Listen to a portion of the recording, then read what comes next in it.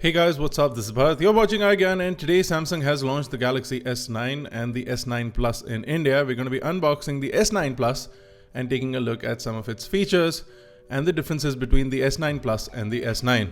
The phones were launched at Mobile World Congress on the 24th of February, a day before the official start of the Mobile World Congress.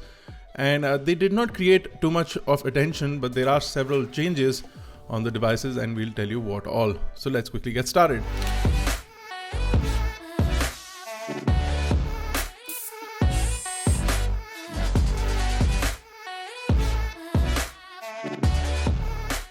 Now, Samsung has been smart enough to launch the S9 and the S9 Plus in India quickly, and they start at 57,900 for the Galaxy S9, but the S9 Plus at 64GB starts at 65,900 rupees, and we've got the 64GB variant here. They are also available both in 256GB variants. India, just like most of the world, gets the Exynos 9810 variant, whereas only the US and South Korea get the Qualcomm Snapdragon 845 variant.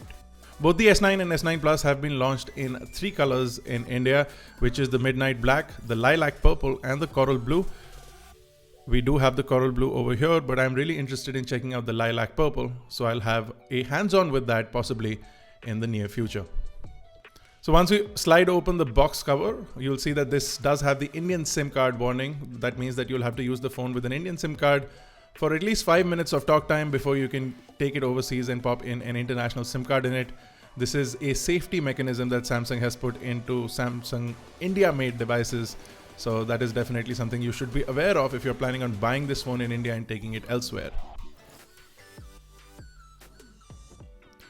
The first thing inside the box is another box which does house up a few accessories. So you do have your SIM ejection tool, and you also have the back case. It's great that Samsung is including the back case in their smartphones now. It is not something that you see with a flagship device from companies, but it's good because it does have a glass back and a glass front. So they did include covers with the S8, S8 Plus, also the Note 8. So with the S9 and S9 Plus, you will also get these silicone sleeves.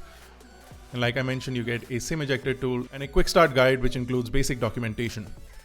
Next up is the phone itself. You can see that it is in this coral blue color. It looks fantastic. I actually checked out this color at Mobile World Congress along with the several other colors that we saw at Mobile World Congress. All of them look really nice. They are fingerprint magnets because of the glossy back. Now, if you go further in, you will see that we do get a standard USB to USB Type-C cable, and you will also get a set of AKG tuned earphones. Now, these have been improved considerably according to Samsung, and we're going to check them out. You do get a braided cable, really high quality earphones with a decent amount of audio quality. Again, like I said, they have been improved, and we'll have a review of them out shortly as well.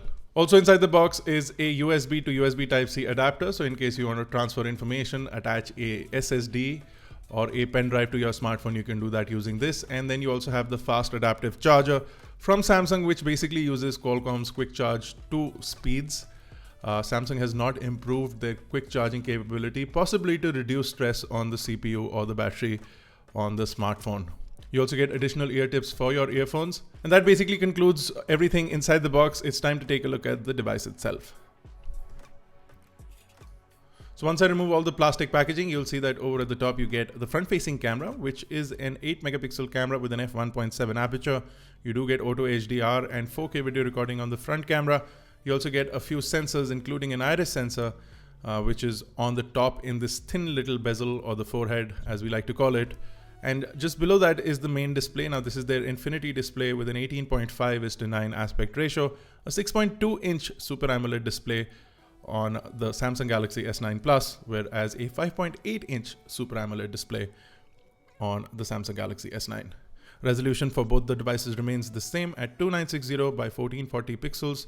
But the S9 gets a 570 pixels per inch due to the size of the screen, whereas the S9 Plus gets a 529 pixels per inch. In no way is this less, and it's quite impressive to say the least. The bottom bit of the phone does not have a big chin, in fact a very thin bezel, and because the sides of the phone are tapered into their edge display, you almost feel like there is no side bezel on both of these devices. and the phones look extremely premium, extremely modern, despite them being almost identical to the S8 and S8 Plus. Now the bottom bit gets a USB Type-C connector. You also get a speakerphone, microphone, and a 3.5mm headphone jack. Samsung sticking to its guns and keeping the headphone jack. Over at the right, in the typical Samsung fashion, is the power button, and on the top is the SIM tray along with a noise cancellation microphone. Over at the left are the volume buttons, along with a dedicated Bixby button that Samsung also refuses to get rid of. At the back, you'll see your heart rate sensor, your LED flash, a new camera layout with the dual cameras vertically aligned this time around, and just below that, a more convenient location for the fingerprint sensor. You also have the Samsung logo and a whole lot of gloss going on at the background. There are markings on the bottom, but they are subtle, so you don't see them at all. Once you complete the setup, you'll be able to set up things like your new intelligence scan, which basically uses face unlock and iris unlock. So if you are using the phone in the day, it will use face unlock to quickly unlock your device. But if you go into a place where it's dim and face unlock doesn't work, it'll use your irises to unlock the device, which also works at night because it does do an infrared scan of your eyeballs and it will work in the night as well. So the device is using best of both worlds and it's quite responsive in bright light, and of course if you have low light environments it'll be slightly slower, but it still works well. Straight out of the box, the phone is running Android 8 and you also get Samsung's User Experience 9, which means that you get the latest in terms of software, but it's quite identical to what we've seen from Samsung in the past. So you do have a few set of applications including Samsung apps, Microsoft apps preloaded. You still can't get rid of these, but you can disable them. You also have Bixby sitting on the left of the main screen. Again, something that you need to set up, start using according to your requirements. And once you do that, it becomes quite usable. Now it works quite well, but still a lot of things Bixby needs to do to catch up in countries like India. But there are several more Bixby features that have been enabled on the new Galaxy S9 and S9 Plus, and we'll be detailing them in the near future.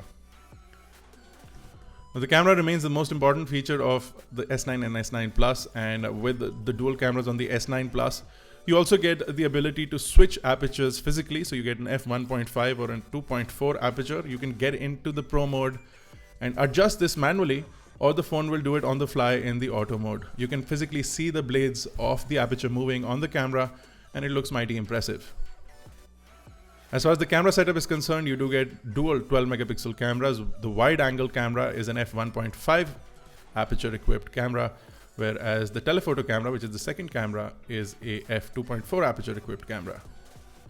The wide camera, which is the main camera and also the camera on the S9, allows for aperture adjustment.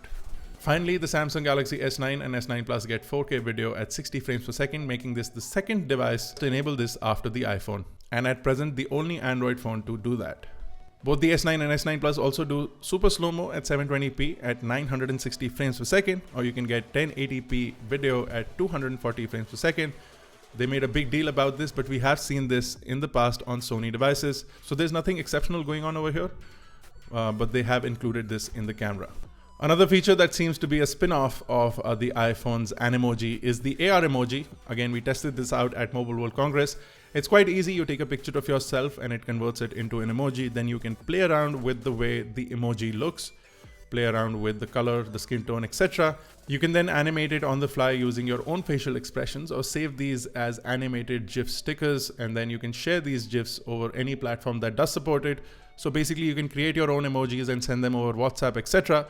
You can do this on the iPhone as well. It is a dual step process. You need to create the emoji, then save it separately. In this scenario, they're already pre-made and you can save them and then share them with anyone you like.